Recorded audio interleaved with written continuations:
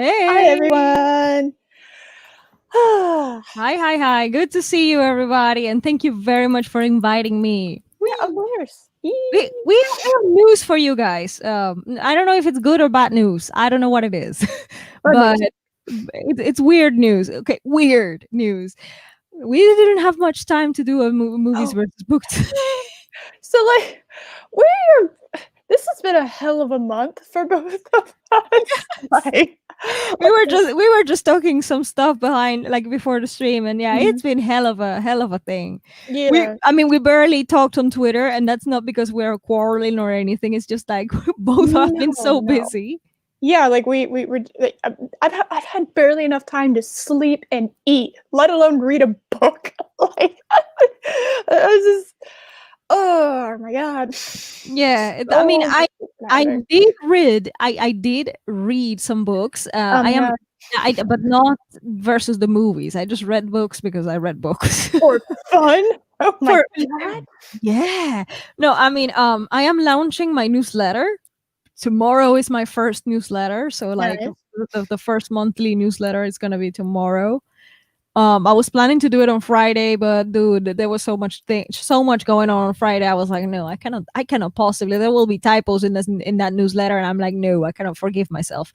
But the thing is, there will be like a reading update in my newsletter, so I force myself to read some books because not every book I read is gonna be great. So I'm not gonna put them all in there. So I have to find at least one book that I'm like, I love this book and I want to share it with the world. So I'm always reading, but I couldn't still figure out how to watch the movies. So yeah, that's what happened with me. Um, life. Life occurred for me. Yes. Lots of things have been going on for me on, like, a personal level, Hmm. so it's been pretty crazy. You just think you just have, like, this little list of things you wanna get done, and you're just like, I don't have that much. I could definitely, like, read or something," and then it's like, "Nah, nah, Mm. life Nah. has to happen. That is a punishment for living. It's life happens, I guess."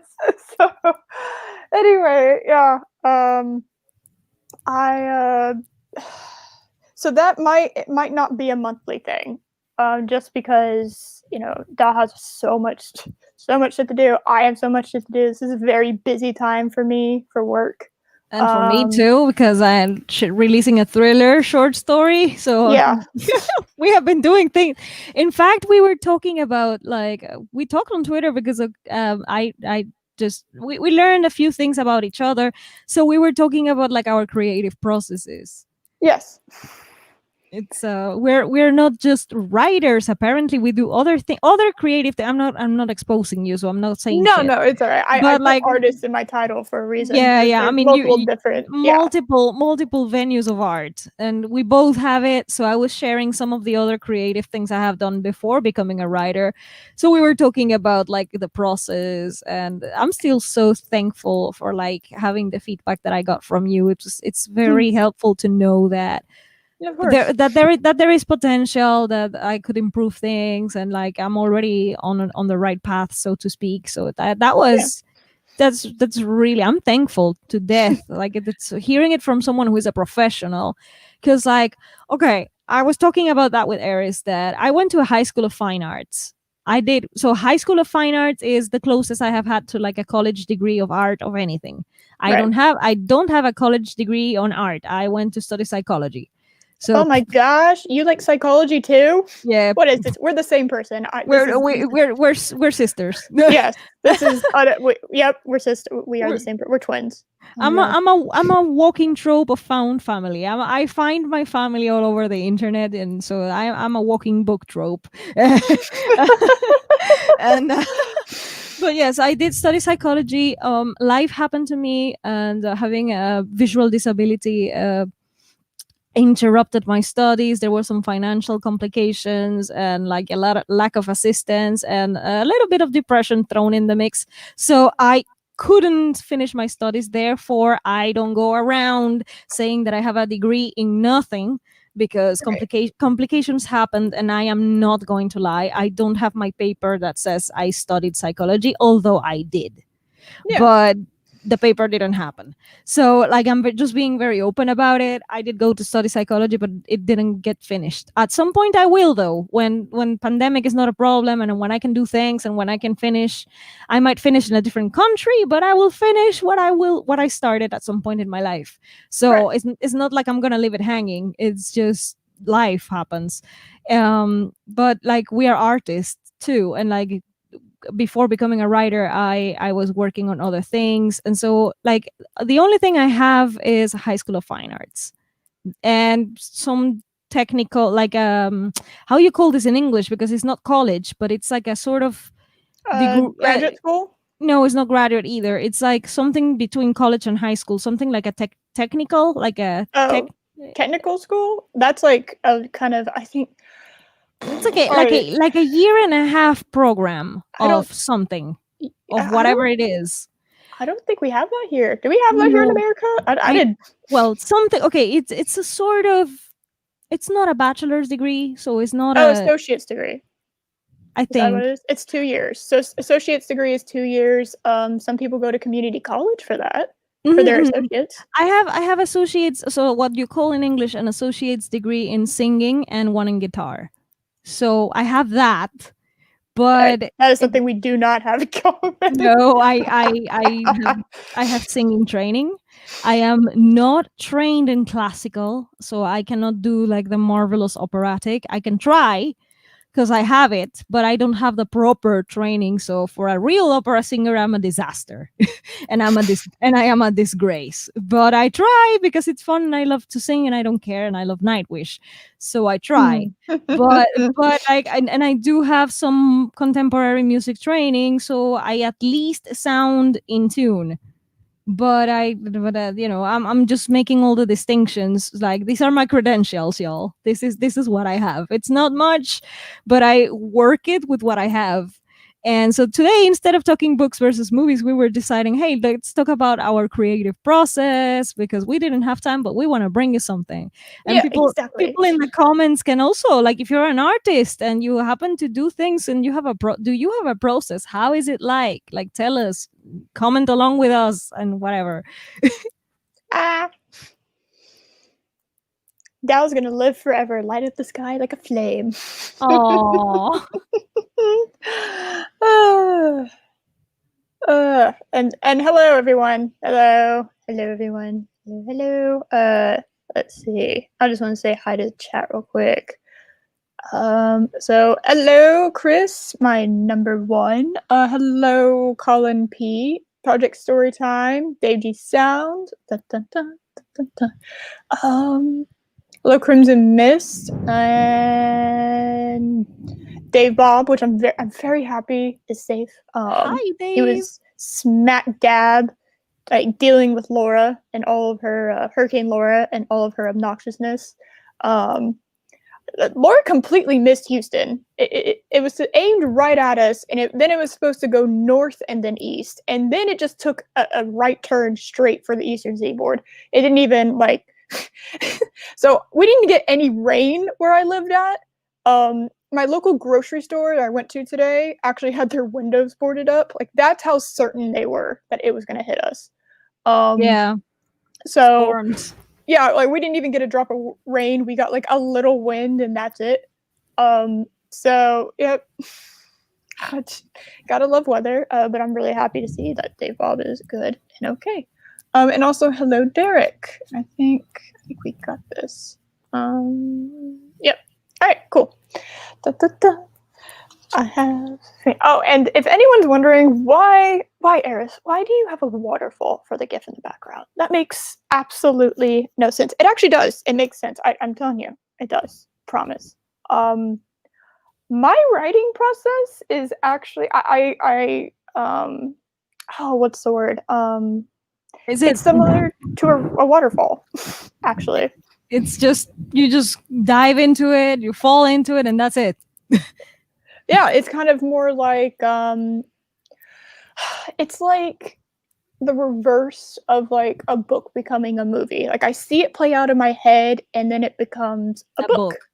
So it's like a waterfall kind of thing where it's like It's I see it and it like starts and then it's kind of like it goes from my mind down to my hands typing it out or mhm, writing it mhm. out. That's kind of how I have always described it.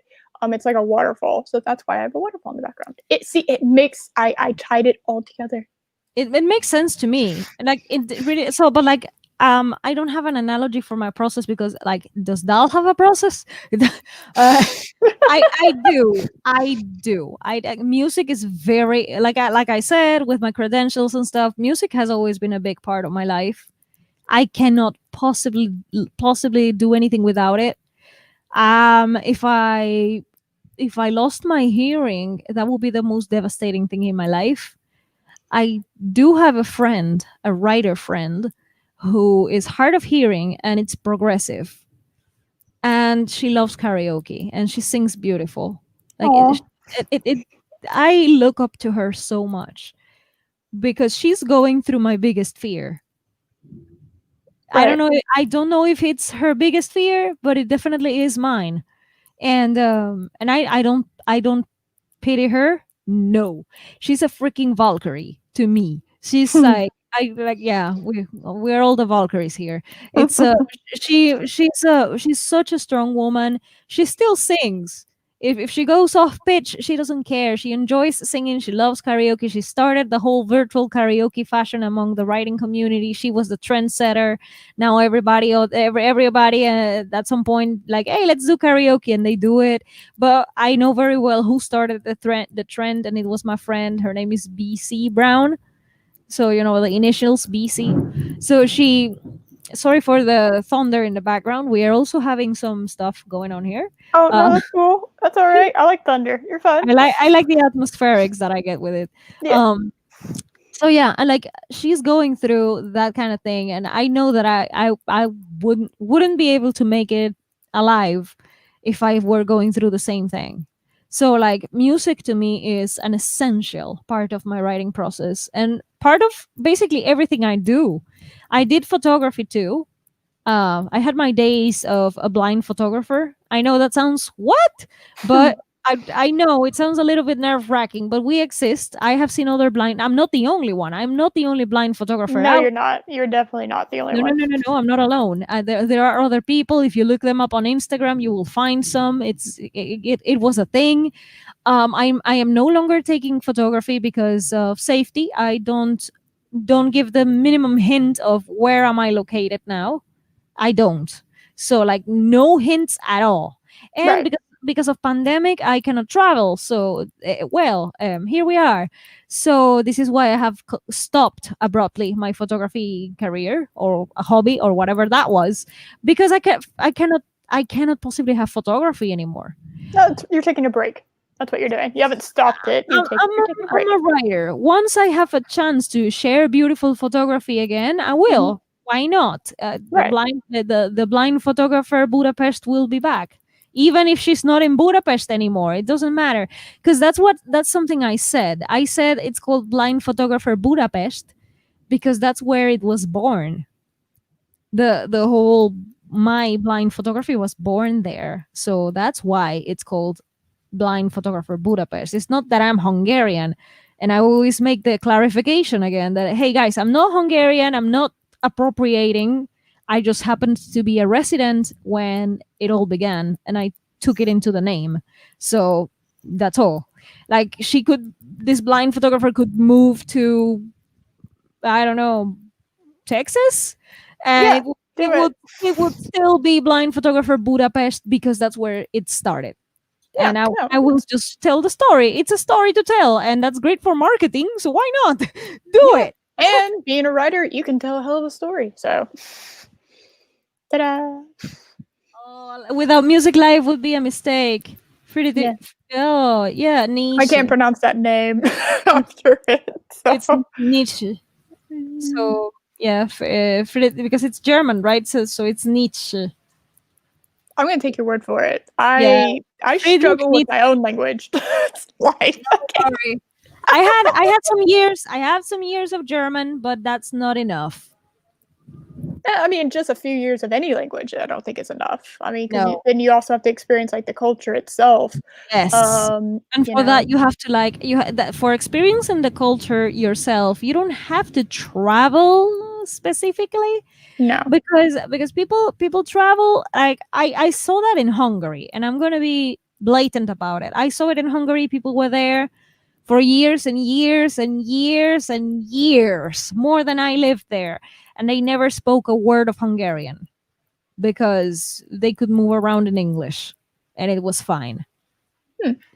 I took it the different route. I did not speak perfect Hungarian, and I did switch to English when I had to because, well, I mean, we had to keep going. You know, like conversation had to move forward. Right. But I tried Hungarian. It was broken. It was not perfect, but locals saw the effort and they were very friendly about it. I had a very nice experiences in Hungary thanks to the effort. And Right. that's all that there is when it comes to learning things. It's not just for languages. It also ties back to our creative processes because Mhm. it's a never ending thing. You have to aha, I see. Sorry, thunder. Wow, that's intense thunder you got going on there. Wow. It's if I disappear, you know what happened. Oh, yeah, I know what happened. Thor decided to take you out for some Yeah, reason. Thor didn't like my writing process and kicked me out. Damn it, Loki, get him in line. Come on, man. He's over here messing with my girl Dow. Come on. Oh boy. Yeah, so it's like so like it always comes back to the effort. I don't really have a much of a process when it comes to like writing a novel. No, wait, hang on. Let's be clear. I write three forms of writing. Mhm, I write poetry, which is the shortest. mhm. You know, because poems are kind of short. um I write short stories, which would be like the between, you know, the middle zone, because short stories can be up to 7,000 words ish. Interesting. I didn't know the cap. I mean, there uh is a difference between novels and short stories. I didn't know there was a word maybe cap, though. maybe it changes with time, Hmm, but the last version I have heard is that the cap is 7,500, so okay. 7.5k. Alright. That's a short story. I Above, can't write short stories I because I can. have, like, 1,000-word long, I'll write 1,000 words at a time. It's Me like too. I'm I still write I write opening up the yeah. concept of the But book. like a thousand words, like only 1,000 words piece is considered flash fiction. Really? Okay. Yes. So if you write a whole thing that only takes like around 1,000 words, that's flash fiction. Up to 7.5k is a short story. Okay. Above, like let's say 8,000, that will be considered a novelette. Alright. Under 40,000 words, it's considered a novella, and above 40,000 words is a novel. I actually had no I did not That know that. was the Huh. latest. That was the latest one I heard. If it has changed, I'm unaware and I am very much willing to correct it. And I thank everybody who knows better than I do and corrects me. I am just sharing what I currently know. It could be totally wrong, but that was the last thing I heard. So short stories would be like in the between the poetry, and then I also write novels. So for the novels, because I know this blind alien needs help and I'm Hmm. blind, I know that I need to be more meticulous because come on, it's a novel. It's going to take time to edit. It's a lot And take better time to if, write. Jesus. yeah, to write it. If you're good at fast drafting, which I'm not, you can draft it pretty quickly. There's the whole NaNoWriMo thing going on. People can do that. People can write a book in a month. They can. Oh, yeah. I Yeah. cannot because I am too measured and too rigid, and I'm very cautious with, and I cannot possibly write it in a month. But I do use NaNoWriMo to like boost my word count and like to boost it with the community, like we are all writing together and whatever. So it kind of keeps me moving. But I don't, if I don't win, quote unquote, NaNoWriMo, I don't care. Like I just wrote what I wrote. But I do outline for my novels. I need an outline. I need to have like a document preparing myself for what I am about to write because it's an entire book and I need to like structure it like this chapter, that chapter, this chapter, that chapter. This goes here, this goes there. No, this one sounds more like it's for a later chapter. No, yeah, maybe I need something before that. Blah blah blah. So that's an outline. I plot out the novel, Yeah, same.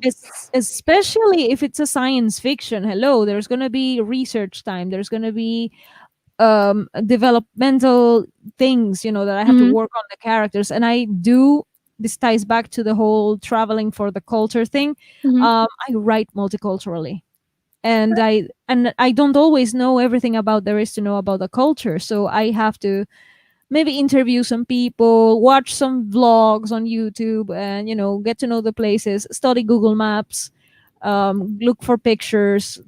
I can see landscapes. That can help sometimes, but like I have to do a combination of all that, and that's very time consuming. But I'm willing to do it because that's all effort that I put into my work.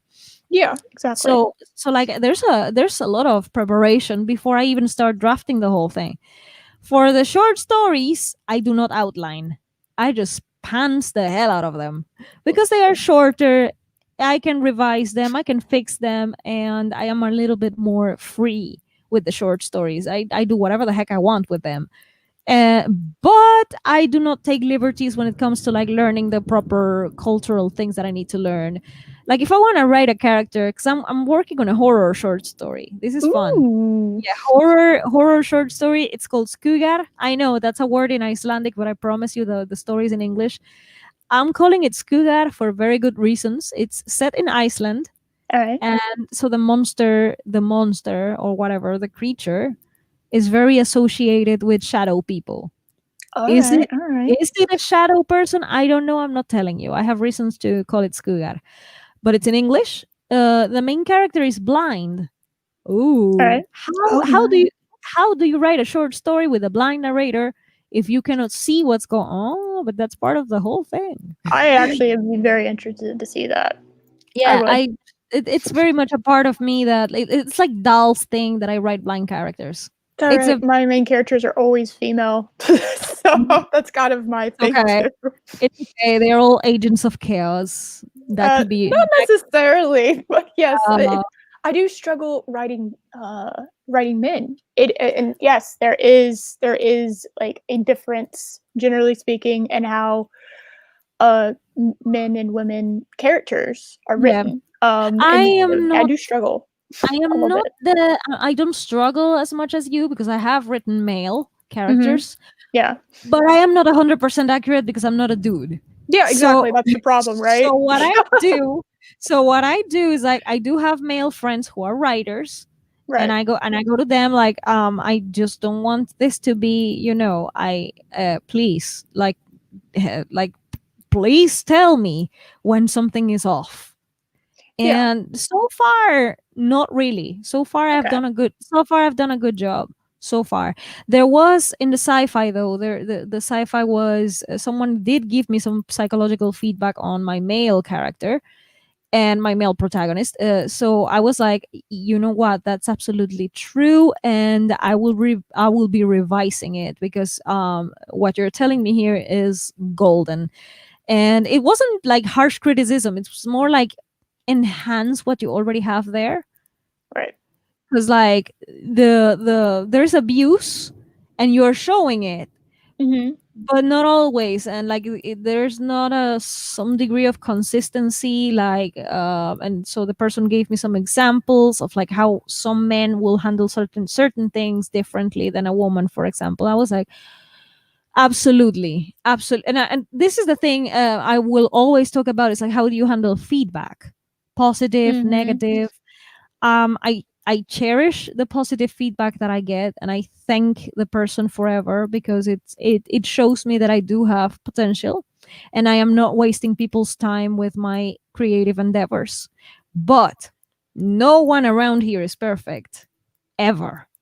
So when the criticism comes, I also cherish it. It's the greatest opportunity for me to learn. It's like, hey, I did not spot that before. I need to. You're absolutely right. And it's like, whoa, okay, let's work on this piece.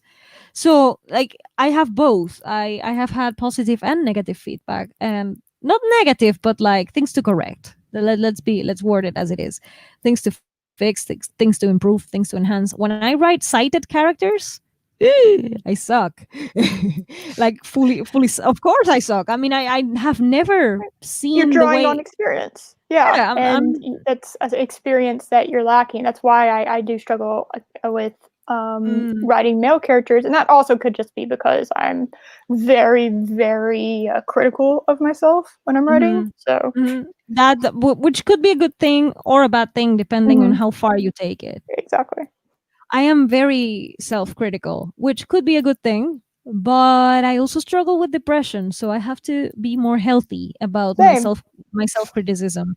same. And when it comes to like poetry, because I didn't mention that, if you thought I was measured for my novel, hi girl, you have not seen my poetry yet. I even try not to think, but maybe I am. I am too rigid, maybe, because I rhyme a Oh, lot, yeah. like crazy. Not only that, and it's not like you only rhyme in a stanza. I rhyme within a stanza, between stanzas. It's like I have a word that ends in some syllable in this stanza over here at the beginning, and like two stanzas later, I rhyme with that before, like the one before that. Oh my god, it's insane. And It's like a song, right? it is like I It's was a music. songwriter. I was a songwriter. I There it is. still am. I guess I still am. It's just that I don't put it into practice anymore. But I very much was a songwriter, and that so I think that reflects on my poetry is that it's very measured. It is sort of like a song without the melody. Hmm. It's just very lyrical and measured. I count the syllables. I rhyme. I not only that, I also try to sort of give it a beginning, a middle, and an end. So it's like a sort of story put into poetry, Yeah, which poetry is not easy. People haven't. sounds Sorry, go sounds ahead. fine and dandy, right? Sounds fine and Hmm. dandy. It's great, but it could be a little bit rigid because if you ask me to do free verse, I don't know how to do that. There's like I too much freedom, right? You know, it's Yeah. like you need almost a topic to go, and people who can do free verse well, good on you. I require a little bit more structure with Mm-hmm. mine. I Yeah. can't like it's like you give me let me see a good for instance if you sit me down and you just let me pick out like any book in the world or watch any movie in the world, I have a lot harder time than if you give me like a genre to then go through or like just like the smallest little bit of structure, because if you don't then it's just like, I know ironic coming from me considering my handle, but it's too much. It's like overwhelming to the point that then nothing happens. So I do Mm-hmm. require structure, not just in my day to day life, but also like in my writing. So for me, writing a book is and hell even like the trilogy slash saga that I'm debating about 3 or 4 books, but it's it's It is hard three because there's books so for much me. freedom. It's I'm also writing a trilogy. Hello. Yeah, trilogies. Woo! Yay! I was trying very hard when I was beginning my writing journey. I was Mhm. like, it sounds very bleh to say when I was beginning my writing journey. I'm sorry. It sounds No, we all but did that at one point, so I yeah, understand. so when I was beginning this whole writer stuff that I'm doing, I tried very hard to make it a standalone. I was like, this is too much material for just one book. Uh, It's 15 years of story. This is yeah. not an I am not Isaac Asimov. I cannot do that. I'm sorry, no. Hmm. And and so it's like, no girl, it's a trilogy. It's a trilogy. You cannot fight this. It's going to be like 5ish years for each book. So like a 5 year time, a 5 year story for each book. It's like, which is also hampering me because of the market. Because Yep. yeah, the thing is like I it's an adult sci-fi, and Okay. people would say, why is it adult? Do you have like content in there. And I was like, actually, no.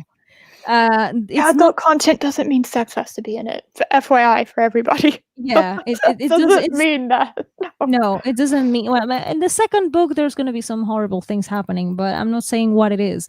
But like the book one, which is like the mildest of the three, because it's book one, I have to be Right.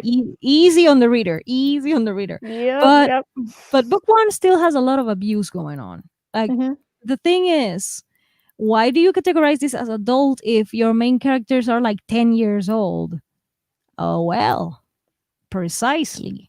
It because of the time span they grow. You see them as 10 and 11, and then you see them as 13, 14, 15, 16. They are growing up in the story. And Okay.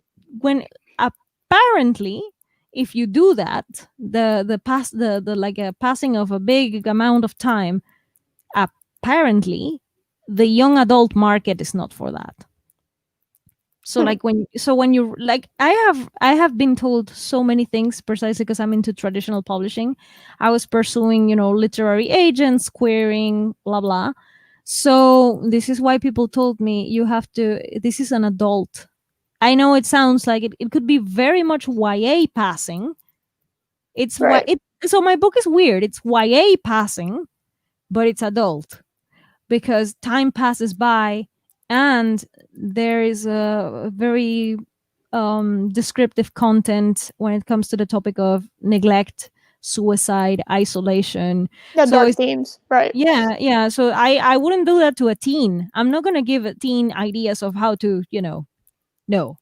So that's why it there is a scene. It's not a spoiler. I talk about it all the time. I'm not telling you what's happening in the scene, so I'm going to keep it as a spoiler. I'm not going to tell you whose character is doing that. I'm just going to say there's a scene where a character is going to try and nearly does it. And I'm not shying away from describing the whole thing, the whole thought process, the action process, the the um, the will I, won't I mental struggle, the tug of war, Mhm. the tug of war mental process of Right. I'm doing it, no, I'm doing it, no. It's so like I don't shy away from it. It's very real. Like okay, I showed that to one of my therapists. This is the worst thing you can do, but I showed it to one of my Ah. psychologists back in the day, and she couldn't go through it, and she's a therapist. Ooh. Ooh. Oh man. Oh no. That was not a good sign. I was like, okay, maybe my book is a little bit precisely because it's a child. Well, Try, yeah, it's it's a not. It's something that does happen. And exactly how do you remove stigma from something? How do you remove showing it, stigma from talking about it? By talking showing it. about it. Yeah, Yes, exactly. So there used to be a huge stigma. I think not so much anymore. I think we're kind of killing that stigma, thank God, we're uh, trying. of going to therapy. There used to be a huge stigma about that. Um, Hmm. and talking about mental health and openly addressing kind of things like that. And funnily enough, and not really so funny, but it's just kind of like, well, the problem with having a stigma around that is most of the time that exacerbates like every mental health problem Hmm. is Hmm. not talking about it. That's It like is why therapy exists, to talk about exactly. it. So So it's the same with writing when people can like, but this is the thing. I would not give this to a child. no, To no, no. no, please, no, like this is not meant for the children. This is like an adult novel that reflects back on how these kids were as kids and then they are growing. So it's like I wouldn't say it's a coming of age, neither, because it's more like an internal quest kind of thing. Mhm. I don't even know how to define it. In like, is it the quest? Is it the coming of age? Is it the kind of that kind of categories? I don't know. Right, the coming of age thing. I'm seeing if I can find another. And by the way, anyone who says that tropes are bad, well, let me tell you something. They are Literally anything you do in anything creative, and especially in writing, there's going to be a trope on it. There's just some that are more saturated than others.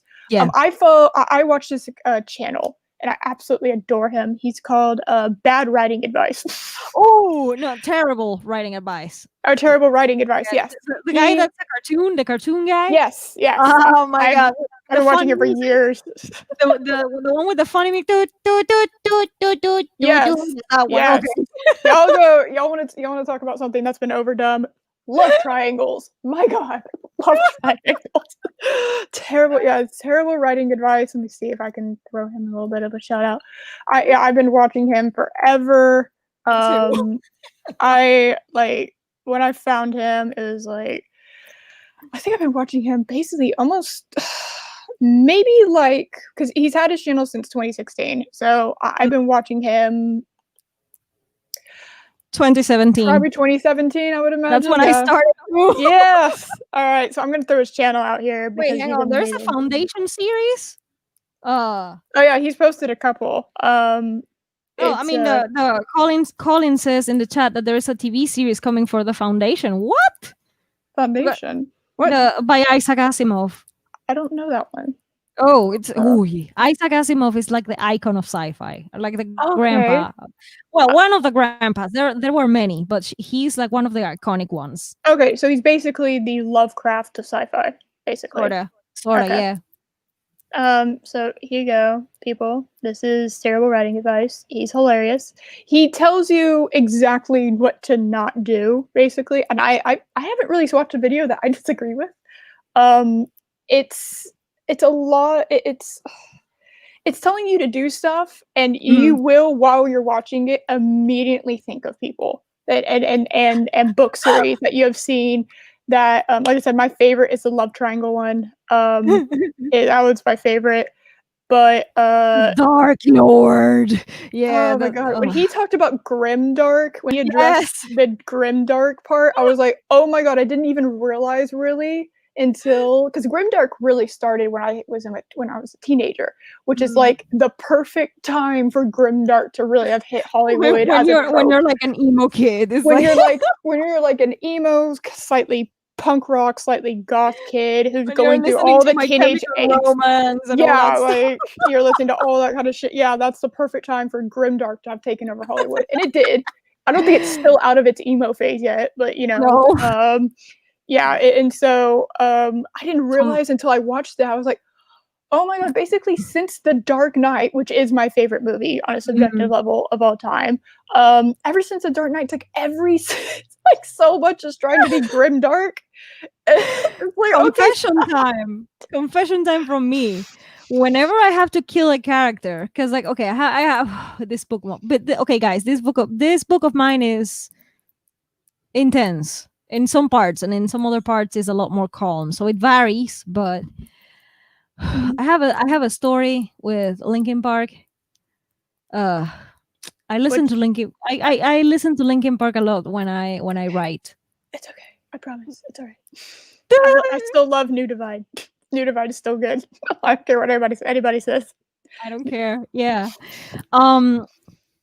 So I used to write more, not so much anymore after what happened, but I used to write a lot with Linkin Park when I first started drafting the book. So July 2017. You know where I'm going with this. If you're a Linkin Park fan, you know where I'm going. July 2017, I was drafting my book for the first time. So that's when I officially started. And so I was listening to lots of Linkin Park because of the lyrics and like all the stuff that I'm talking about in that book. So I was like getting into the mood, blah, blah, blah. So first time I'm killing off a character on the page because there were already mentions of people dying. There was already someone's death mentioned. But when I finally started writing like a death on the page, I was listening to Linkin Park in the background. It was July 20th of 2017 when I was writing that thing for the first time. I felt horrible. I packed up my things. I was pet sitting. So I packed up my things. I just left the place, went home the longest way possible, avoided Wi-Fi. When I finally went home, I got a message from a friend. It's like, oh my God, I'm so sorry for Chester Bennington. I was like, the fuck is going on? And one of the Linkin Park songs was still paused on my tablet when I got home, and I realized that I was killing off a musician in my story, and I get home and Chester Bennington took his own life at the same time, and I was listening to Oh Linkin Park in yeah. the background. Oh So no. Oh no. this is like I nearly okay. I was going to stop writing as fast as I started because I got really hurt. I Mhm. was a big fan of that band. I love that band. I Mhm. still love. I still do. I will always do. I know it's been memed to death, but I do have a love for Linkin Park. I do. It was a big thing when I was I think when I was still in high school, a little It bit when I hit college, but it it was like, it did help me to yeah. get through lots of shit. Mhm. So that was a death of a celebrity that hit me so hard that I screamed and cried just like the character I was writing who is like the friend of the musician who died. Mhm. And I just became my character for a moment and went through the same grief. The very same fucking thing that I wrote, I became what I wrote and it was the most horrible experience. I nearly quit writing. It's a So surreal experience when you, like, almost not really predict, but it's like a you s- character you sense has. it. Yeah, exactly. Like, Like you become you your character for a moment, and it's yeah, like you a real really experience. synchronized, like you were synchronized with an event that was happening at the same Mhm. time, and there's no woo woo in that. It can just happen. It's just what it is. Yeah.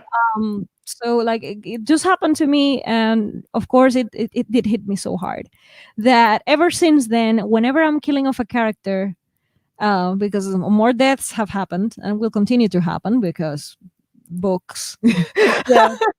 Yep. book. But yeah, Um, my book series is not gonna be, death free, no.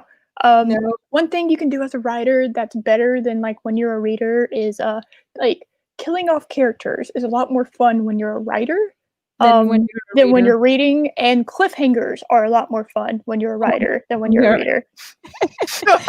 But like the confession is that whenever I'm killing off a character now, I listen to My Chemical Romance. I don't give two Ah, okay. I don't give two shits anymore. If I'm No, no, it's listening, alright. if It's I'm all good. posting, if I'm posting a My Chemical Romance link, it's like, oh my god, she's killing somebody. It's like, yes, I am. Oh, no. Fictionally. Let's be clear, fictionally. I don't want the FBI knocking on my door. I'm not killing anybody in real life. It's all fiction, but. But yes, it's My Chemical Romance time, and it's like she's killing somebody in this book or short story or whatever, and because I cannot possibly listen to Linkin Park when someone is dying in the book anymore. It became traumatic. It's like no, Yeah. no.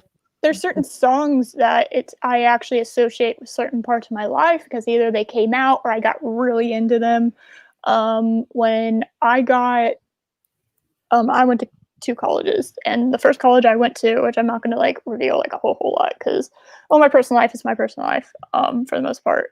Um, and the first one I went to, I associate that school forever with, it's called Counting Stars.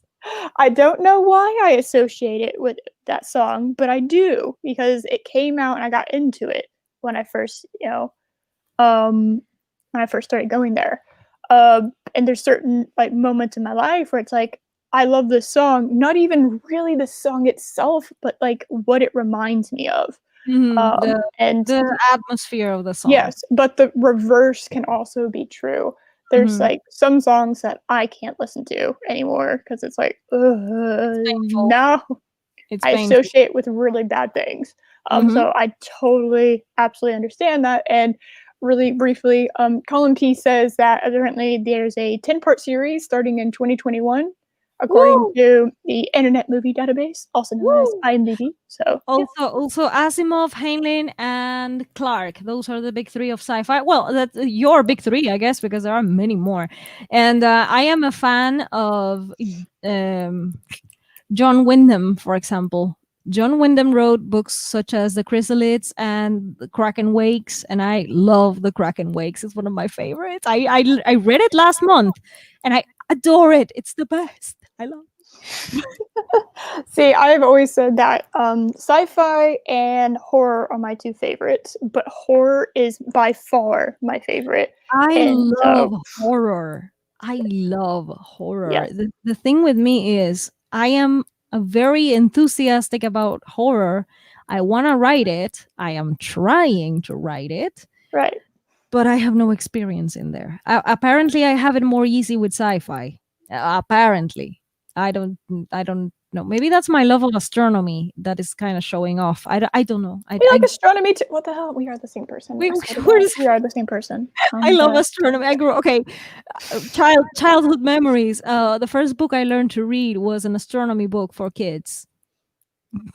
I have a telescope right here in my room. Oh, I had one. I mean, of course, it got lost when I moved around and stuff. But Oh, I had a telescope when I was a kid too. I loved it. yeah. I couldn't see shit because blind. But Right. but Slight issue there. You know. I have blind humor. It's like what are you using your telescope for? Maybe reading your books. Yeah, maybe. Yeah, that watching something for fun. It's a prop, whatever. I, You I know? was I was trying to look at the moon actually, but I Mhm. just I just saw it a little bit bigger than I see it with the naked eye. That's all there was to it. I couldn't see the craters. I couldn't see shit. Maybe you guys who can see, you could see it, but I just saw that it was a bigger ball of light in the sky. That's as far Oh, as I could.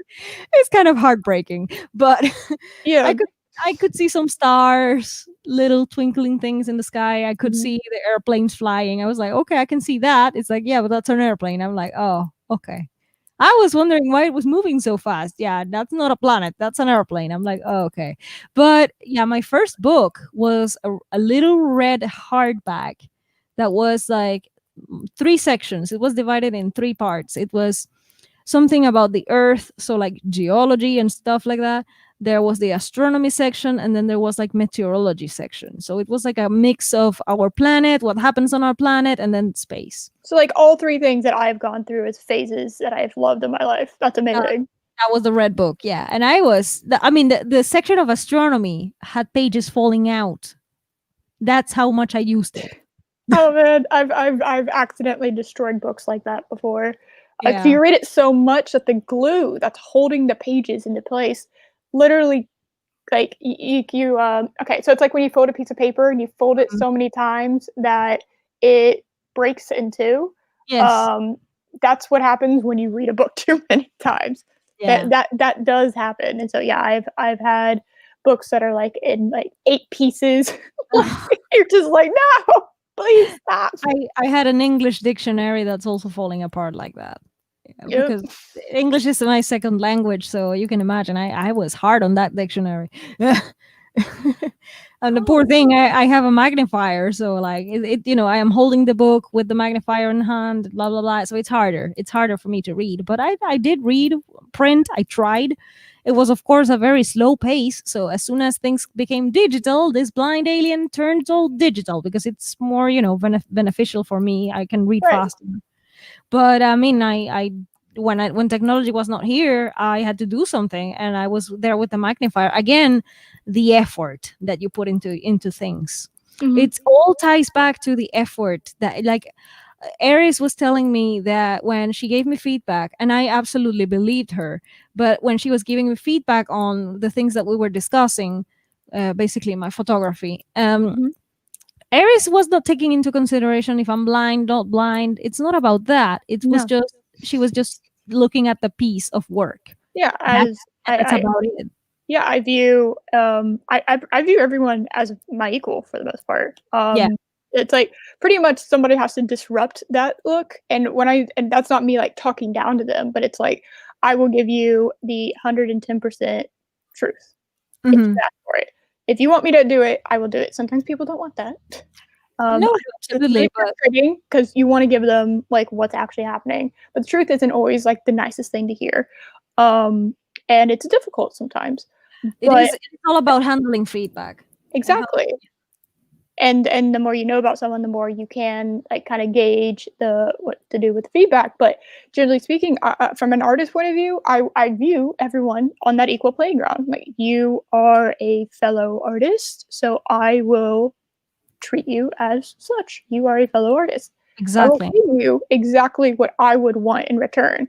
Hmm. Uh, and yeah, no, I don't take like disabilities like that, like blindness into consideration because well, I have ADD, so it's Hmm. ADHD depending on like they group them under the same thing. They're not the same thing. So I just throw them both out there. It's technically ADD, but whatever. Okay. Yeah, no, they group them like under the same thing. It's very annoying. Yeah, but one has the hyperactivity, the other don't. Yes, one is hyperactivity, one is just that. Yeah. Anyway, so I wouldn't want anyone to judge me from that learning disability alone. Like, I mean, that'd be awful. So why on earth would I do that with somebody else?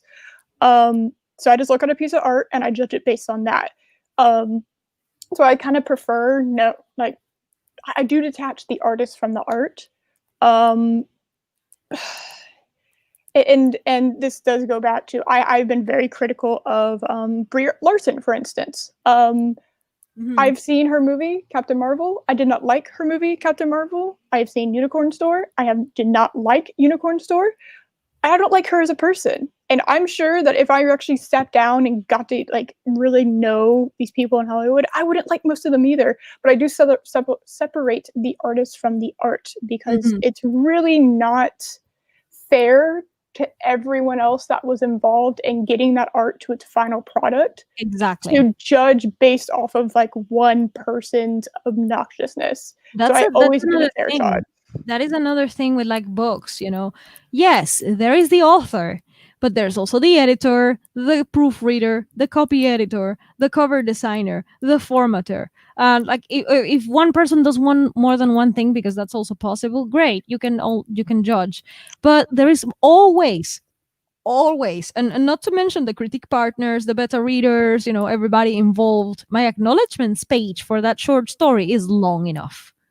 I have names in there, plenty. And that's I wrote the story, but writing the story is just the first part. That's just the first step. There is editing, there is proofreading, there is a lot of things that thrown into the mix. This is why writing takes forever. This is why people need to be patient with their art. Don't rush it. Oh my And god, don't rush it. I always put things into context. Like, okay, there's I'm gonna be transparent when it comes to like people. There is a thing going on in some communities, in some pockets of writing communities, because there are more than one. And I have seen some pockets where people say that you cannot write this and you cannot write that because it's not your story to tell and it's not your experience. And to a certain extent, I do agree, because I am not going to wake up tomorrow and tell the story of a black trans woman in LA, because that I don't have any ties to that kind of experience. So I'm not gonna make a POV character, like a protagonist character, based off of that. I agree. Cool. But you cannot police me at all if I want to write like background characters from cultures that are not my own. Stop it. Because that's where I draw the line. Yeah. Because like if I want to write, and this is my horror short story, there are characters from from many of the ex-British colonies. So there's a Hmm. character from India, there's a character from Ghana, there's a character from Jamaica, there's a Hmm. character from the United States, blah blah. So I have characters from all over, because that's my world. My world is diverse. And yeah, sure, I don't know much about Jamaica yet. I have some knowledge. I do. I have interacted with some Jamaican friends. They are really cool people. They have tried, and I have failed to learn patois. Eh? Okay. Hmm. I mean, but I am aware of their existence and their culture. And if I want to go deeper and do more research for developing a character and make justice to that character, I am willing to take the time and I am willing to ask questions. The thing is that there are some pockets in the community that say just blatantly, no, because you cannot do that. And I'm like, why not? Why the crap not? The fact that some people out there don't want to put in the time and effort to do proper research, and like when I mean research, I don't mean like just googling. I don't have that, not anymore. I don't have database access, because universities are the ones with, the actual database for like scientific papers. But when it comes to like cultural research, if you don't have access to cultural papers and whatever, just ask people. Oh my I god. swear to God, just ask. Talking, Yeah. talking to humans. What? What is this? What Just is this? ask people and tell them what's the purpose. And like tell them I'm a writer. Like I hope this is not feeling weird. I'm not creeping on you. I just want to learn this and that. I'm a writer. I'm developing this character. Sha sha sha sha sha. And that's exactly what I do. And this is how I have got to know so many people from so many places, even though I have not lived in all of those places. But I have visited, or I have met people from there, or whatever. I mean, Budapest turned out to be very multicultural because of all the foreigners coming to study. It was very diverse. At some point, it was very diverse. So I got to know and learn a lot from different people, and I want to reflect that in my writing. But people assume that I am I don't know what they assume of me, but they assume something I'm not. Maybe they think I grew up in a tiny village in Europe and I only see white people every day or something, because that's a mentality. And I'm like, honey, no, no. You have no idea. Um, but like the whole policing of what you can and cannot do, I understand where it comes from because I have seen a lot of bad representation and people hate it. And I dislike it too. I read a book, a young adult, that one of my the child of someone I know is reading, and because it was in Hungary and I lived in Hungary, the child recommended it to me. And I don't suffer from ageism. I can learn from everybody, even children. So I took the book. I went for it. I bought it. I hated it. I DNF'd it. Why? Because it was the worst historical fiction I have ever read about Hungary. I don't Oof. want to. Yeah, it was so inaccurate. Everything was wrong. The facts were wrong. The dates were wrong. There were Hungarian words that were misspelled. It was disgusting, disgusting. And I'm not Hungarian, and I was pissed. So I understand the part where people say that you cannot write this if you're not from the culture, but I disagree. You can. You absolutely can. Yes, you can, if you put in the effort. That's the part that people don't talk about. It's the effort that you're willing to put into it to make sure that you're making justice for your character, your setting, your plot, your everything. And it's not just about like cultural character representation or whatever. It's everything in your writing craft, your style, your grammar, punctuation, which is never perfect, but you can always improve it. It's everything to me, to my process, ties down to effort. Yeah, How much do you want to put into it? exactly. Exactly. And not because we live in this very fast-paced society. I see that a lot of people are just rushing things, and I'm like, honey, no. That's where I have an issue with. And like, this is why sometimes I, out of politeness, because I wish I could be 100% honest the whole time. I have learned that sometimes it's better not to do that. But um I wish I could be, because I that's who I am, and like restraining myself sometimes is the best thing to do. But we don't have to agree on everything. And like, if I don't see the effort from another writer, I don't care if you're disabled or not. I don't see the quality. I simply don't see it. Maybe I am not your target audience, which is another case. Maybe what you write doesn't resonate with me, and this is why sometimes I don't give feedback. It's like, maybe it's just not for me. But I can, like it's what you said. I treat everybody equally, and I know very well that I write with a disadvantage because I read with my ears. It's audiobooks or the robotic voice that reads me an ebook, Right. which is quite annoying. But I know that I'm writing with a disadvantage, and I have a workshop. It's well, I don't call it a workshop because it's more like me sharing experiences. I don't think that's a workshop.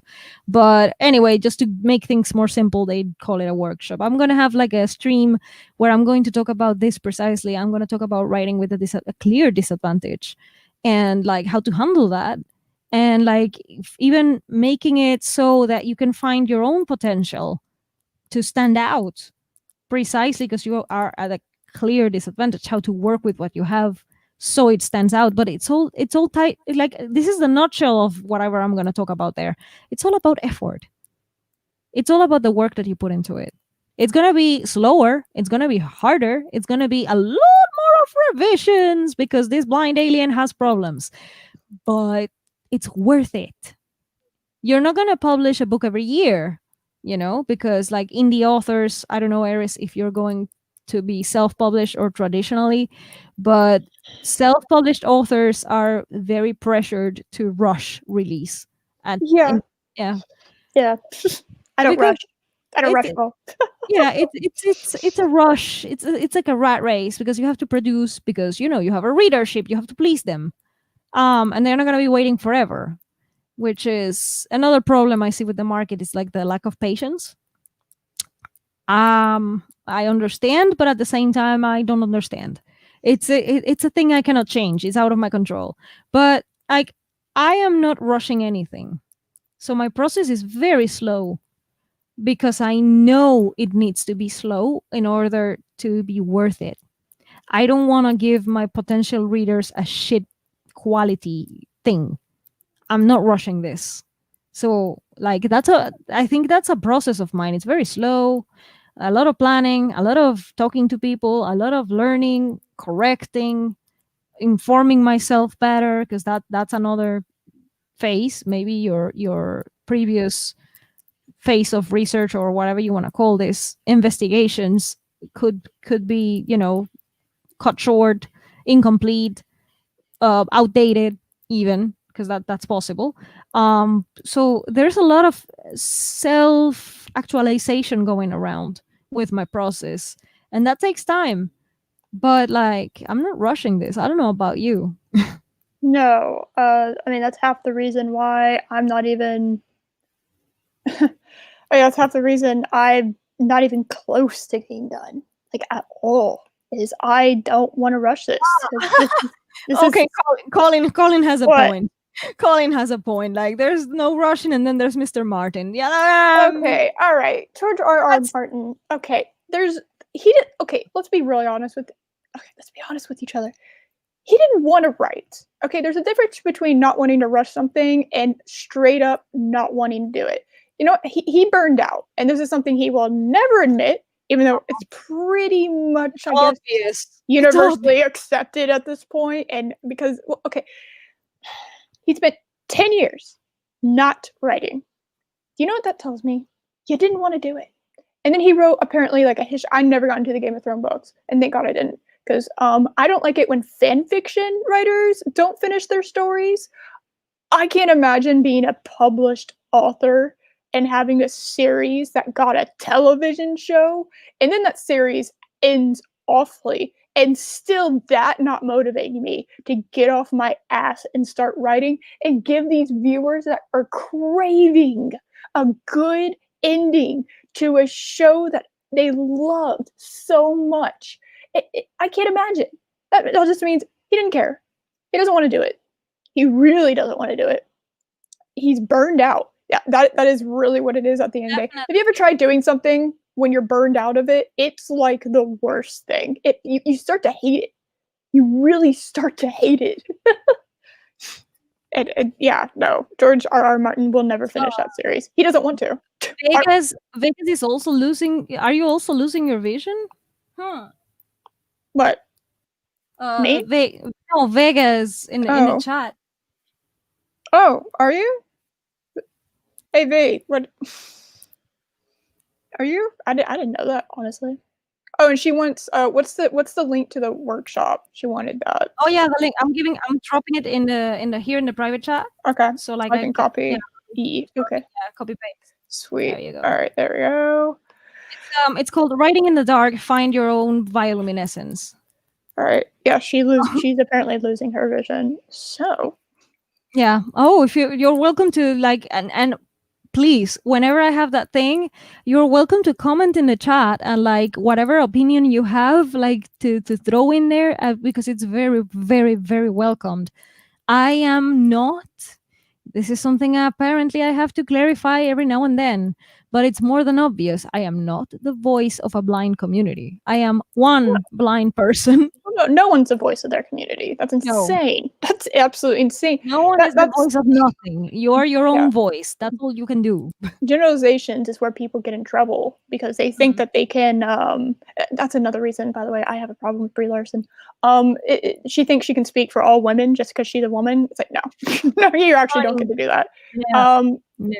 You I can mean, talk about your struggles. You do not get to talk about your struggles as if they're my struggles. I am not Mhm. you. Every single person on this planet, no two people have gone through the exact same thing. You can go through similar things, but even from birth, everybody is a very, very unique individual. And so you know, um, to generalize something like that is so obnoxious.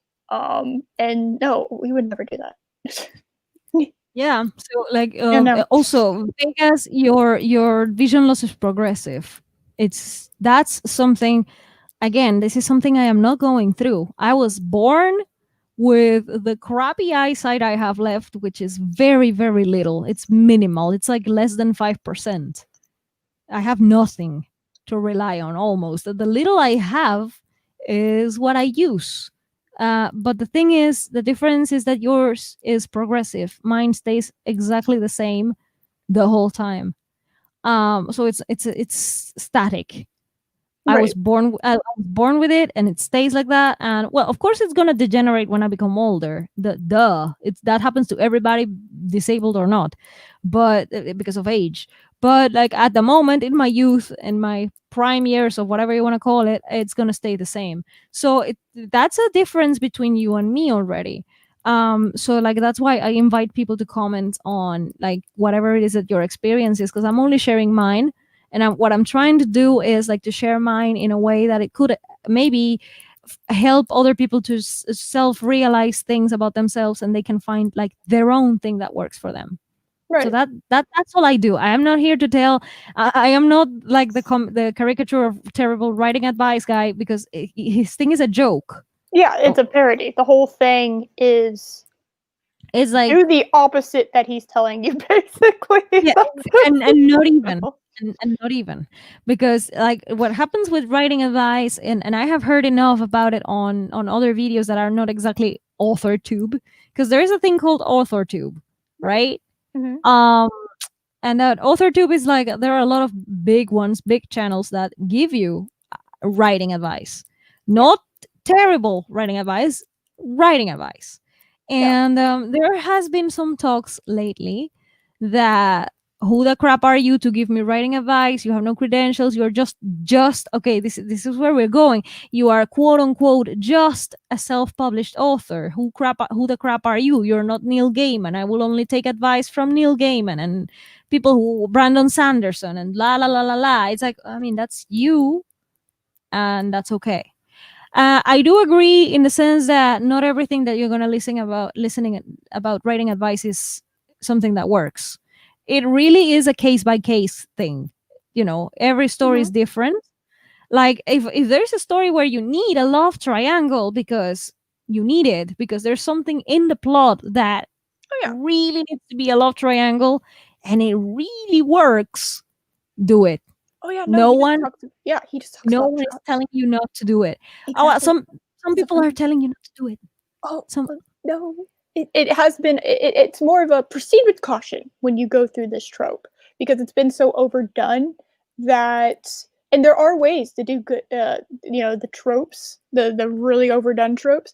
There are ways to do them in new, original, creative, exciting ways. In fact, in my opinion, overdone tropes are sometimes the most fun to do are because just you like, want to bring something new to the table, right? You want to what do about something. what about a business love triangle? Because that's what I'm doing over here. In the second book, there is a sort of love triangle, a Mhm. perceived. There's a perceived Yeah, love triangle. like people do love those tropes. That's why they're done so much. Mm, That's not something that people don't do stuff. You okay? People do not do stuff because they hate it. Okay, they no. do stuff generally speaking because it comes from a place of love because they Hmm. enjoy it. Now, Because doing something you hate is awful. Like why would you continuously do something that you hate doing? That makes mhm, absolutely no sense. And everyone on this planet lives too short in order to do that. So if you're doing that, stop it.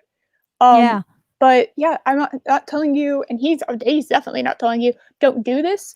It's a parody. It's a parody channel. So it's a it's like, cartoon. It's a guy who's like a yeah, cartoon, exactly. like who cares if you have to kill all your characters just for shock value? The readers will love it. It's Yeah, not true. It's a it's parody. Yeah, it's fun. It's a funny it's kind of like a joke among creatives that Mhm. channel is like it's you know these things and you've seen them done badly, which is what he's kind of memeing, Yeah, what he's he's he's he's joking about. memeing the bad examples. That's Exactly. So it you can do good examples of it. There are good examples of love triangles. I like a little bit of romance in my stories. You know, I'm a romantic. I love me a little bit I of don't romance. I don't, but I do have some romance in there because it's the story and the story calls for it, and I'm like, this has to happen. So what I have is a love triangle that basically they are hiding one of the partners with the Ah, other, ah, and ooh. they are both aware of it. It's a business. It's like, okay, you help me hide my partner over here, and I help you hide your gayness. Ah, okay, got you. Okay. Oh, it's like a hey, Business love triangle. It's a I bit. get you. Okay. All right. I was like, how is he doing that? It's like, oh, oh, okay. So you see, it is a love triangle because the reader sees that the character has two partners, Mm-hmm. but one of the partners is gay, and it's also hiding her girlfriend. So it's Yeah. Right. Oh man. so it's And it's it's more than a love triangle, but no, at there's more depth to it. Yes, there's more at depth shallow to it. level is. Yeah, no, and that's one done correctly. That's one done well. That's yeah, there are incorrect ways to do these tropes, and just as Colin's saying, cliches are cliches because there is some general truth to them. The Mhm. hero's journey is a trope. It's a It's a cliche. it's a cliche. Yes, it's something that people do all the time. But why do people do it? Because generally speaking, people like that. That's what I was gonna say. People, maybe not all of us, but it is very well understood that a lot of people read for escapism. Mhm. I'm not necessarily one of them, or not all the time. I Mhm. actually want to learn new things with my books. Or if not learn new things, at least I want to like see something fresh, something different. So I am very I don't really like the hero's journey anymore because Mhm. it's quite predictable. And Right. I personally I have a problem with predictable books. And Right. the thing with the hero's journey is that whoever the protagonist is, I already know that nothing's gonna happen to them because they are the hero. Something will happen to them in the part where it's like before the climax when everything seems to be lost, blah blah. But they're gonna overcome it because the hero's journey. Right. It's about overcoming everything, and you're the hero of the story. It's predictable. I have seen it so many times that it has to be done really well for me to give a damn, but Right. that's me personally. I understand that a lot of people read just to have a fantasy, just to have a good time, like watching a movie but in book format or whatever, and that's okay. Okay, I read a book recently this month. I read a book by a fellow writer who's on YouTube with actual advice, not terrible, not no parody. So it's Not a like a writer, parody, real advice. Yeah. Mhm. well, advice that works for her or whatever. But Right. I mean, writing advice channel, big channel, has a lot of people. Very nice person. Actually, the person who told me, if you have a pen name, why the don't you have a platform with your pen name? And I said, you're absolutely right. And I owe her my platform. Right. So great person, Yeah. amazing person, super talented, super great at marketing. I read her book. I did not like it. Why? It's predictable. Is that bad? No. It's bad for me? Yeah. I didn't like it because I knew that the hero was going to be fine all alone. You know, it's Right. fine. The hero is not going to die. The hero is not going to lose the love interest. The hero is not going to lose anything actually important. You know, I just knew it because it's a fantasy, and I understand why the person wrote the book. It's a pleasure. It's a for the demographic it's targeted to. This book is for straight women. I'm just gonna say it right there. For straight women who have fantasies and stuff, I'm ace.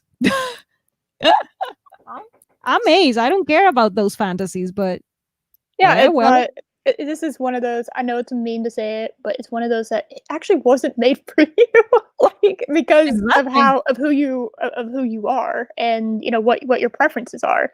Is like Mm. there's no way to get into that because there's like nothing. I I did enjoy the You're not my first ace friend. I'll put it that way. yeah, So I yeah, understand it. I yeah, get it. I did enjoy the writing. I mean, the writer is quite good. The Hmm. writer is fine. The writing style, a little bit odd here and there for me, personally, but hey, everybody's allowed to have their own style. Yeah, I'm not here to. So the writer was good. The story in itself wasn't for me, yeah, and I'm okay with it. that's fine. That's absolutely fine. I'm not gonna share it with the world. Hmm. I'm not gonna castrate it either. Yeah, It's like exactly. it's just not for me. I'm not the target audience for this. But maybe if I know one of those girls who wants to read about shirtless dudes in a gladiator competition, like it was like gladiator times Like and a bunch of Harlequin kind of book, no, basically. no, no, no. It was supposedly like a gladiator competition to death, but we know that the hero is not gonna die, so whatever. Right, But it's because of Roman times or whatever inspired, so they are all basically shirtless and fighting to death and whatever, and like there's love in the mix, and there's like right. a love, like it's not for me, but a lot of people like that stuff. Mm, Is there something wrong with that? I don't think so. It is just what I said. I'm ace. I don't care about those things. yeah. It's not It's like you really had a preference in that either. So, like, no, that was no. kinda just something you're born into, yeah. Yeah, I I mean knew that a girl in college that was ace, but yeah. So, we I don't choose it. I get it. Yeah. No doubt. Down It now. is.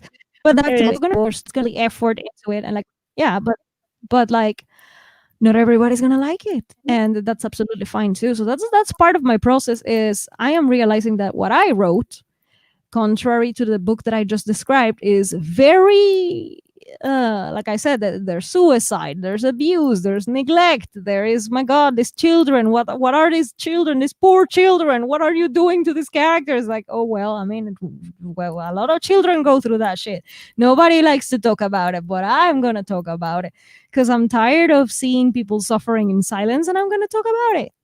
But you see, it's not a delightful escapist fantasy, so I know that there's going to be a lot of mommies up, mommies of children up in arms, like, what the, you know.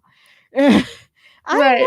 know. It's just what it is. It's just part of that's the story that I want to tell because I was a neglected child and I want to talk about it, but not in a YA scenario, in an adult scenario. It's like an adult looking back, you Right. know. That's why I say it could be like a coming of age sort of, because it's like it's the journey of these kids to finding not only themselves but like people that they can call home, people and places that they can call home even though they were not there at first. It's like finding your place in the world sort of thing. So very YA passing, but not really, because the perception that young adult books are where people come of age and they figure out themselves gives the impression that only that adult books people are already all put together and figured everything out, and that's not true either.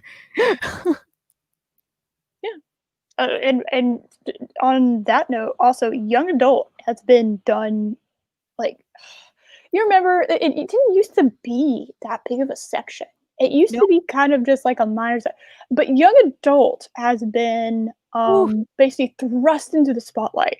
It is pro It has become the heterosexual of the writing industry, so everybody assumes YA by default. yeah, it's very interesting, but it's like It's it's changing though. not. It's really not. It's No, but no, but it's changing though. It's moving Mhm. towards it now. It's moving a little bit towards middle grade. Really? I did Yeah, not know that. middle grade is gonna be the new YA. Okay, Uh, I heard that on a stream okay, with two literary agents and someone who runs like a mentorship program for authors. right, So reliable sources, and they were talking about like how the industry is kind of moving towards middle grade, alright, and I'm like, that's better. now that's a problem. Oh, is it? Okay, well, Kind of. what's your definition of a middle grade? What is Middle grade is preteens. Oh, I was kind of oh, I was not oh, okay. Yeah, That's not what I thought middle grade was. Middle grade I thought was kind of like middle age. college. Yeah, No, up there, no, kind of like no, middle age. I was like, no, "Alright," I mean, that's kind of middle of life, kind of no, thing, but yet, nope, yet. It's yeah, that's worse. Never mind.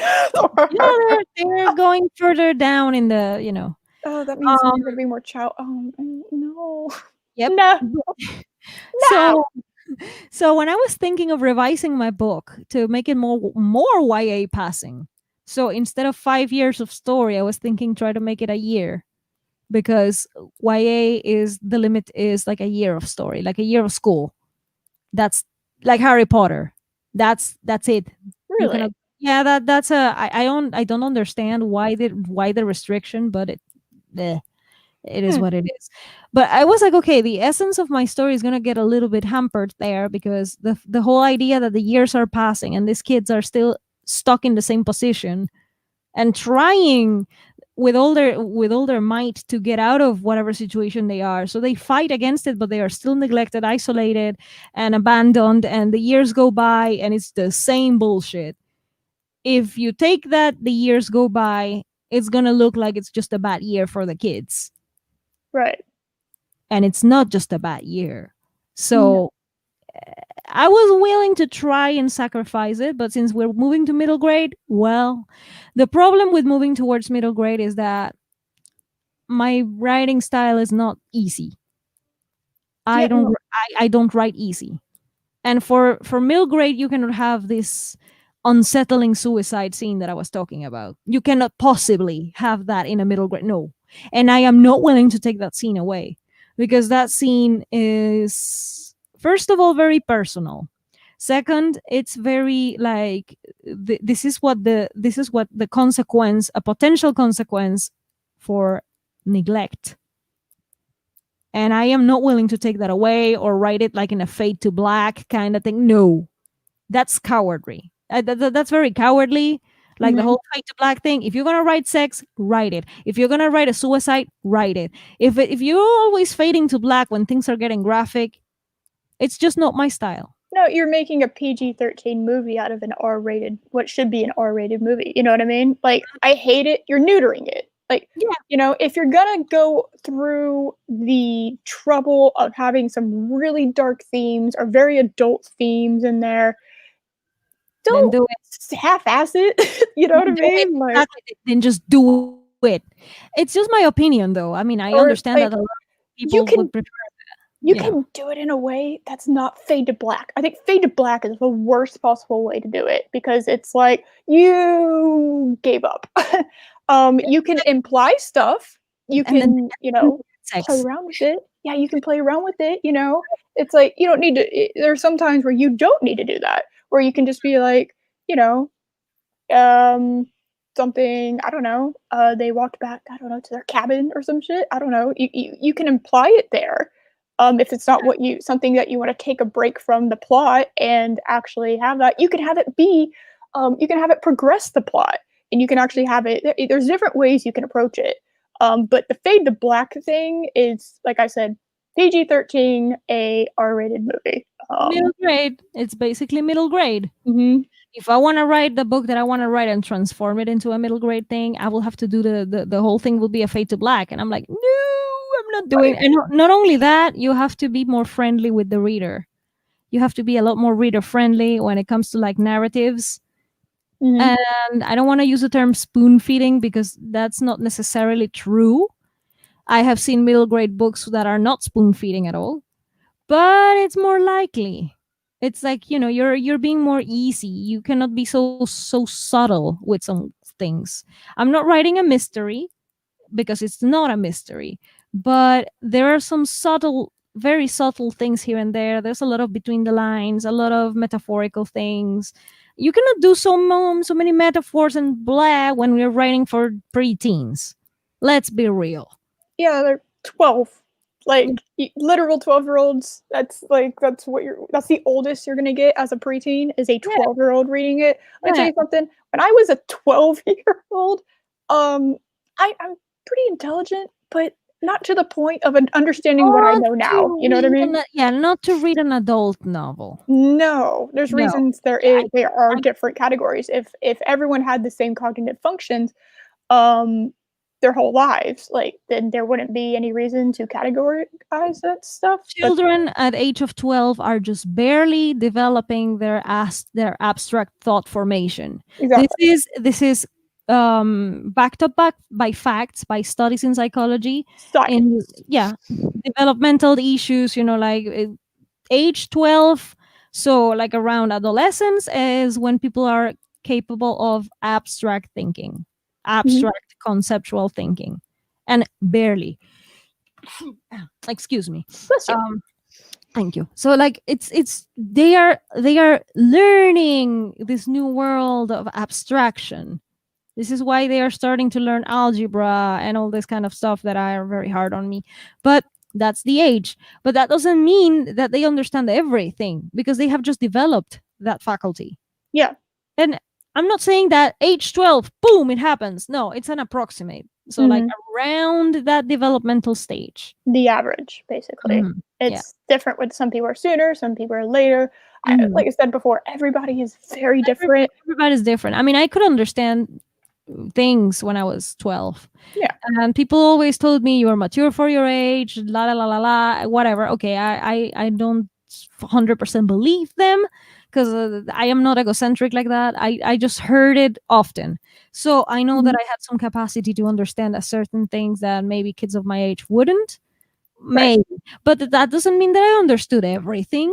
No. It I mean, same. depends. It depends on the context, on the concept, on the topic we were discussing. I was maybe more capable of understanding things that are related to science, psychology, astronomy, music, spirituality, even. But like, if you talk about math or politics, I'm still a dum dum. I don't know. All right.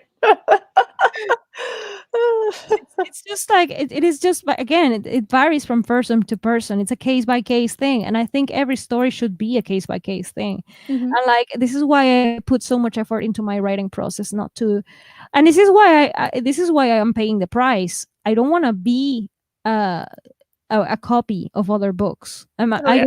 I don't want my thing to be a copy. Right. And not even between my stories, I do write several blind characters, blind or visually impaired. They are never exactly 100% the same. They can have similarities because I have my own experience, but I also try to vary it a little, and their personalities vary and their genres vary. So like horror, sci-fi, fantasy, thriller, romance. Those have been the five that I am dealing with. The magical realism short story is not with a blind character. She's sighted. That's okay. But I vary immensely because I need to precisely, that's what I want to portray. Blind people are not one and the same. We are not a monolith. It's different. It goes to a completely different direction, and depending on the situation that I am put on. Like, if I am thrown into a horror story, I'm going to be a completely different person than if I am thrown into a romance. And I don't, please don't throw me into a, no, don't throw me in there because I'm ace. No, but it's an example. So it's like, you see, my process is all about being different every time, and like self innovating while still retaining a sort of trademark. Because like, I do have a brand, and I did not know that I had a brand, but I do. Wow, I have a what? I have a brand. Yes. So I do have a trademark. I do have a clear definition of what I want to do with my career, and like what I want to write about, the characters I want to bring in, multiculturalism, LGBTQ representation of healthy proportions, please. That we don't want the exaggerations that I'm seeing in Hollywood. I'm not going that path. And No, no one wants to see exaggerations like that. no.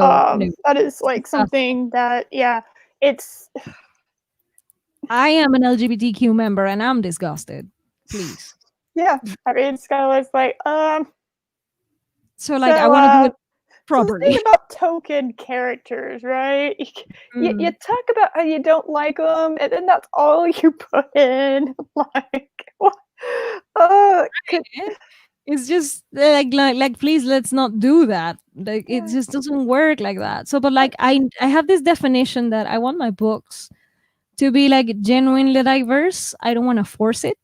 If it right. doesn't come, it doesn't come. But I want to make it diverse in every sense of the word that I can. Like if I have more disabilities in there, it will be there. If it calls for it, it calls for it. If I need help and asking, and I need to ask some people for feedback and like sensitivity readers or whatever, great. But that's my trademark. I want to make this as open as I see our planet really is. Right. I'm not staying in one little thing. I want to move and explore and learn and see, like, even if it's just through my writing. If like what people call armchair traveling, that's what I want my books to be. Huh, It's armchair traveling. I yeah. want to bring the world to the chair of someone who maybe cannot leave the house for a while or whatever, or Yeah. someone who just cannot travel. That's all I want to do. It's like I have traveled even if I didn't do it physically. I have had very interesting conversations with Mr. Hyde about it. Really nice. I don't know if you know Mr. Hyde. I think you do because like he hangs Mr. around in. Hyde. Yes. I know. Yes, I don't think we've ever like talked like one on one, but yes, but I know who you've Mr. seen him Hyde around. is. Yeah, I've Real seen him nice. around. Yeah. Real nice guy. And we have Okay, had nice. very interesting conversations about like even traveling when you're not physically traveling and like getting to know more about like the world without necessarily physically going there. It's very interesting conversations we have Hmm. had. All right. But like this is what, to me, this is what writing is all about. It's bringing a different world to people's lives.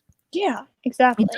doesn't necessarily, because I understand that fantasy does that all the time. Hmm. Does it really? Because it's a made up world and it's great and it's epic and you're traveling into someone's made up world that they created in their mind, and that's beautiful.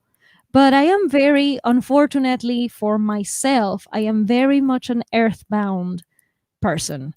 I love our planet and I know it's full of shit because it is. I'm not gonna lie, but Yeah. there's also beauty in it, and I want to strive to remind myself that there is beauty in this planet, in the people. Even like I know that we are focusing so much on the monsters all the time, but it's not true. The world is full of beauty. It's hard Hmm. to find sometimes. But this is precisely what I try to do with my very depressing and suicidal writing. There is also beauty there. Yeah. No, there's you can find beauty, and there's like a whole. Oh, it was like this morbid, and I can't remember exactly what it's called because it was in Latin, I believe. There's like this whole section, and like I think the Renaissance, it was oil painting. I always associate the Renaissance with oil painting, but it's not necessarily the case. The You mean Rembrandt? oh, not Rembrandt. It's a oh, what is it called? It's a whole. It's like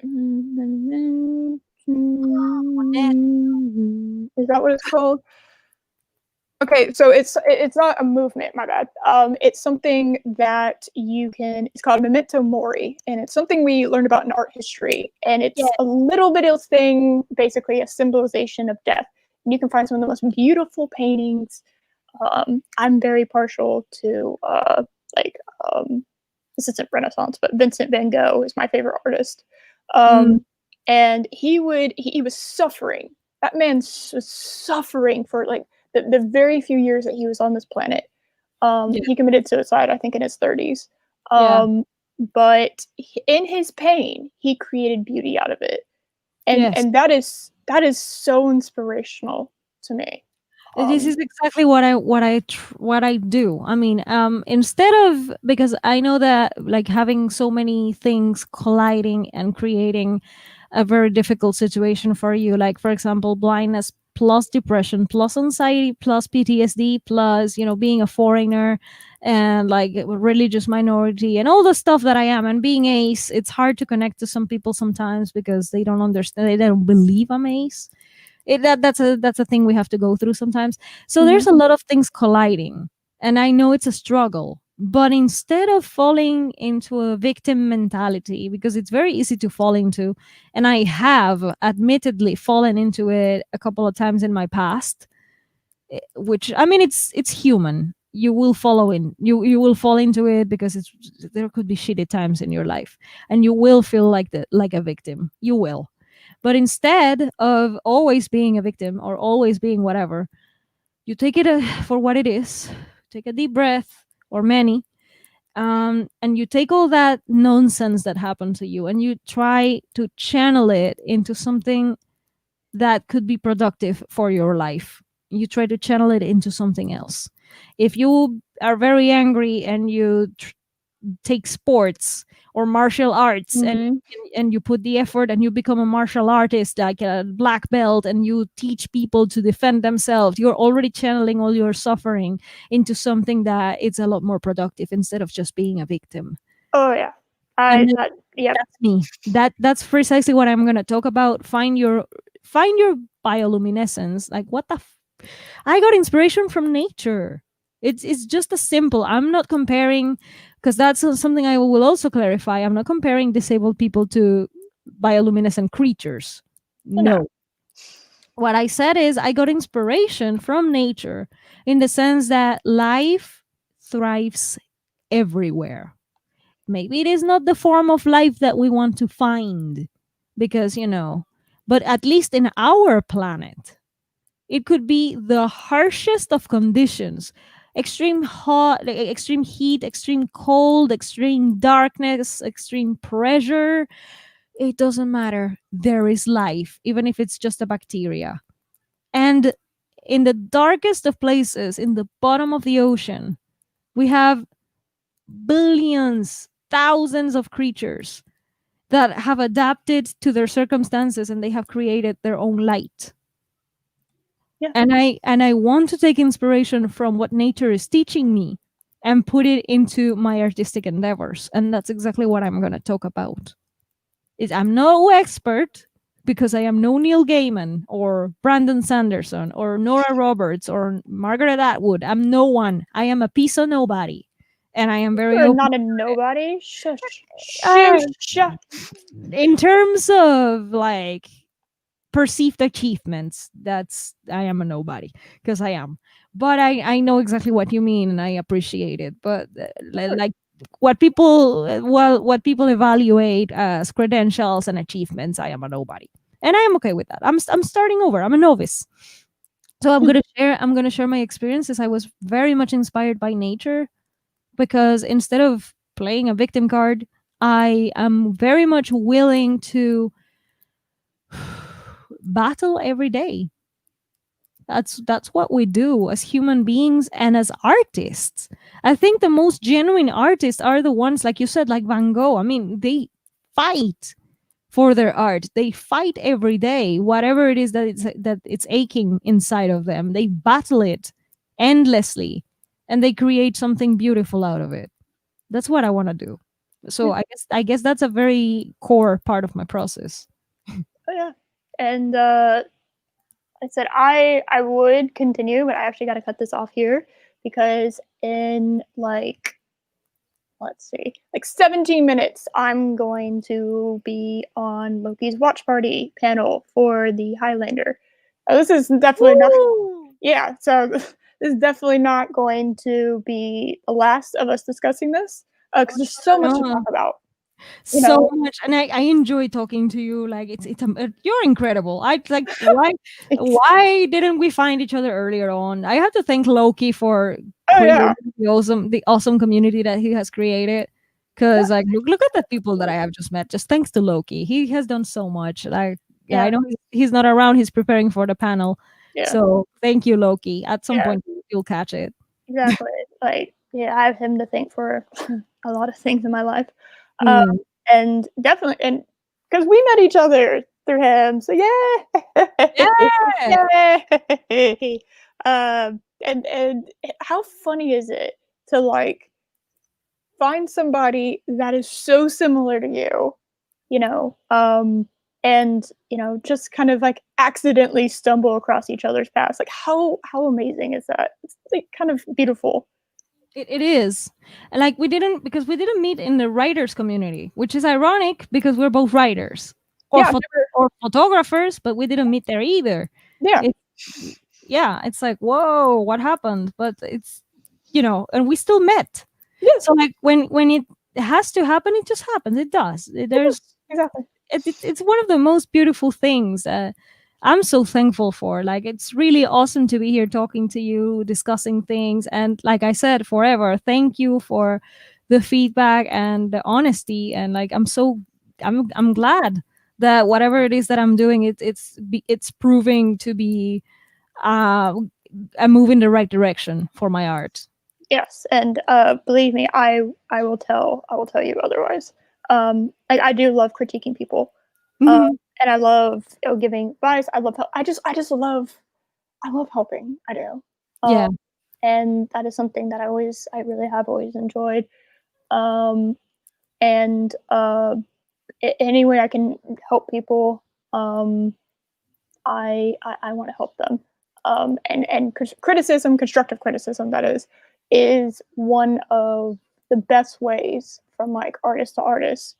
Mm, You can help somebody because eventually, either you get told to change something or you fail. That is the two things that you can. And being told to change something, um, it's you don't always have to take that agree. advice, but No. always take it under consideration. And so many artists fail, so many creatives fail because um oh man, no, it's okay, I totally understand.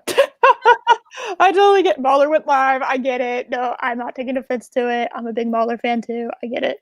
But yeah, it's no offense taken, my dude. Have a good one. You're gonna be like a watch party. Yeah, so like we're I'll all be gonna in be the comments. I'll be in the comments like, what's happening on screen? What's yay. happening on screen? I've never seen it, so you're gonna be as probably as confused as me because I don't know. The only thing I know about it is Sean Connery, and that's because of Purple. Oh. That's the only reason I know anything about it. I don't know anything about it other than that. But yeah, there's like 13 minutes ago, and so So we I have to say goodbye for now. for now. But there's definitely I have always a lot of part twos and part ones. And part threes and fours and fives. Yes, because it's like I mean I can talk about things forever, and these I And we basically found a sister. yes, exactly. And I do love talking to you. Yeah. So But for now, we have to mm, say goodbye, and I'll be back. yes, whenever it is, I don't know when it is, but we're gonna we'll try to have at least a stream a month together. But the whole book first, we are very busy at the moment, and it's very hard to read a book and watch a movie when you have 5,000 things to do. So, But um, it will not stop. It will no. continue for sure. Yes, it will to be continued, I guess. So, thank you everyone for coming. I will see I guess I'll see y'all in like a few minutes, but I got to eat some food. So, anyway. Bye-bye. Hold on, actually before I go real quick, let me throw the link of the watch party in the Yes. chat. Let's see. Da, da, da, da, da. Ta-da! There you go. There's a watch party link if you want to go, chill, watch Highlander with us. There's a link. And so, yeah, I will see y'all here in a little bit. Bye. Bye.